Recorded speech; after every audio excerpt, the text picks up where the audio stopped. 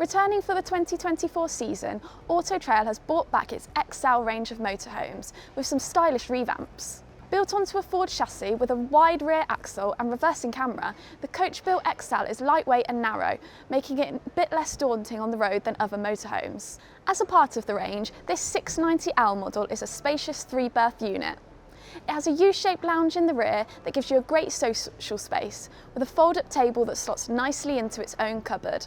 The lounge then converts into 2 single beds or a double, with the additional dining area at the front transferring into another single bed if needed. It has a modern feel throughout with some nice attention to detail, including new LED control panel, matte black tap in the kitchen and soft closed drawers that even feature a built-in cutlery organiser.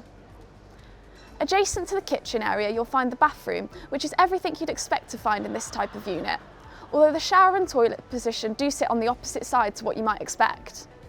Maximising the space, Auto-Trail have managed to squeeze in a large fridge freezer and a XXX cooker, plus a variety of high cupboards throughout. Once you're pitched up, the 3 skylights, including one over the cab, provide plenty of natural light. On the outside, you'll find an external shower point, 80-litre wastewater capacity and 70 litres for your fresh water.